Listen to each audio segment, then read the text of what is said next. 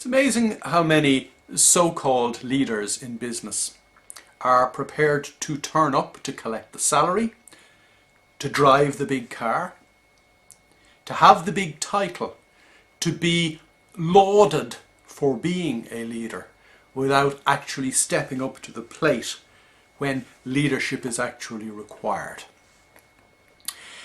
In talking to a business leader a couple of months ago, a client, he was bemoaning the fact that many of his leadership team loved all the stuff that goes with leadership, but weren't prepared to actually go the extra step from being a manager to a leader. In exactly the same way, I was talking to somebody, a leader in leadership development in Geneva a couple of weeks ago, who was bemoaning the state of most organizations who thrive on mediocrity, who seem to think that mediocrity is okay.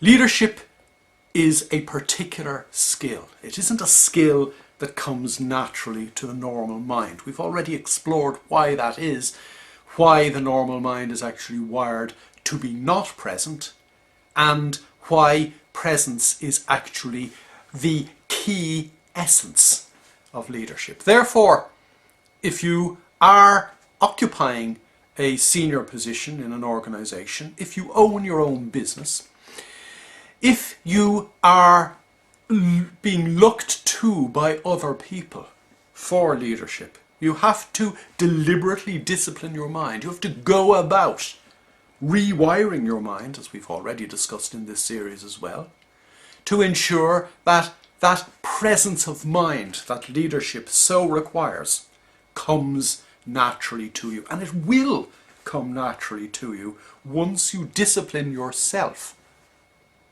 to discipline your mind daily. There comes a point in the lives of those who meditate regularly whereby their brain, having restructured itself, drives the normal neural traffic of everyday life down a new route, a route of presence, a route of consciousness, a route of awareness that actually marks the difference between someone who is alive, aware, and leading their lives, as compared to somebody who is dead from the neck up, getting up in the morning, going through the motions, getting back into bed at night to repeat the whole process the following day.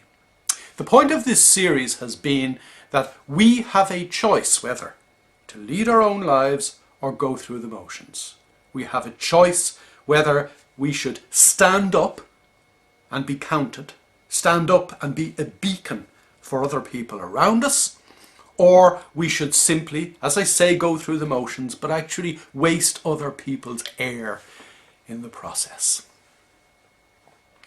Isn't it awful that the normal person dies at around 12 or 13 years of age, but is only buried in their 70s or 80s, having wasted the intervening decades? As I say, we have a choice whether we should lead our lives or not. It is not a once-off choice that we make. The discipline that I talk about is daily discipline. But a little daily discipline goes a very long way. So, as we end this particular series, my question to you is, are you wasting other people's air? Or are you actually going to lead your life to the full?